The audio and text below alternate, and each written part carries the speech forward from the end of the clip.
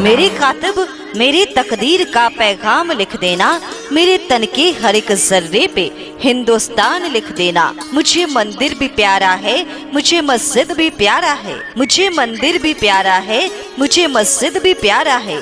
कहीं पे राम लिख देना, कहीं रहमान लिख देना।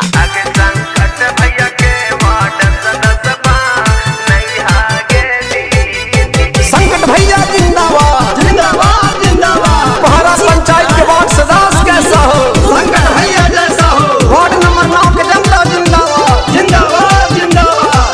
तलवार के धार बदल जाला, हर तलवार के धार बदल जाला, और सरकार के सरकार बदल जाला। जब चाक के करवट बदलेली जनता, तब वक्त के रफ्तार बदल जाला। गे चोरवन घूसा खोरवन के भा गई गे दीदी। आगे संकट भैया के वार्ड सदस्य बनैया गे दीदी। आगे दूसर वोटा कटवन के भा गई गे दीदी।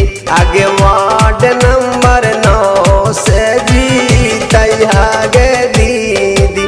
आगे संकट भैया के वार्ड सदस्य बनैया गे दीदी। संकट भैया जिंदाबाद जिंदाबाद जिंदाबाद। पहरा पंचायत के वार्ड सदस्य कैसा हो, संकट भैया जैसा हो। वार्ड नंबर 9 के जनता जिंदाबाद जिंदाबाद जिंदाबाद।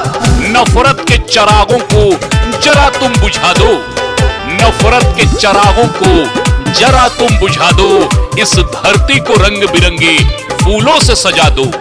हम एक थे, हम एक हैं, हम एक रहेंगे। ये पैगाम तुम सारे जमाने को सुना दो।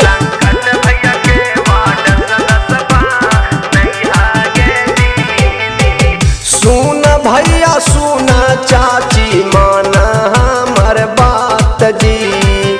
संकट भैया के देवे के बासात जी।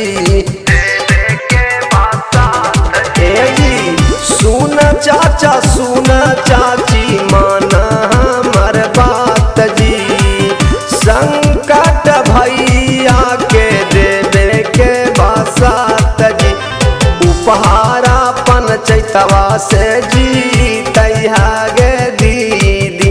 आगे संकट भैया के वार्ड सदस्य बनैया गे दीदी।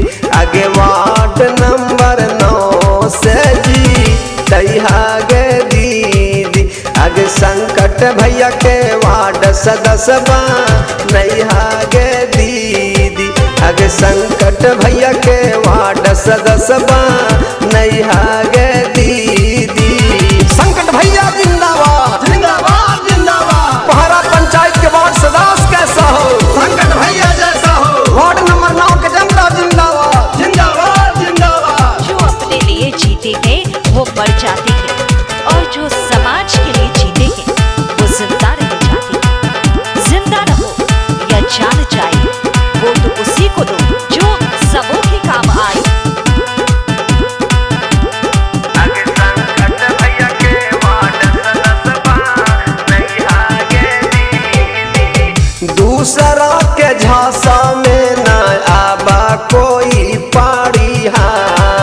इनके चुनो चिन्ह पर बाटा दवाई हा। दूसरा के झांसा में न आबा कोई पाड़ी हा। इनके चुनो चिन्ह पर बाटा दवाई हा। आगे भंटा लाल के बतिया न भूलैया गे दीदी। आगे संकट भैया के कोई न भूलैया गे दीदी। आगे वार्ड सदस्य भैया के बनैया गे दीदी। आगे वार्ड नंबर 9 से जीतैया गे दीदी। आगे उपहारा पंचायतवा से जीतैया गे दीदी। दरिया का भी रुख मोड़ दें, बुलंद इरादा है इनका। दरिया का भी रुख मोड़ दें, बुलंद इरादा है इनका। जनता की सेवा में लगे रहे, पक्का वादा है इनका।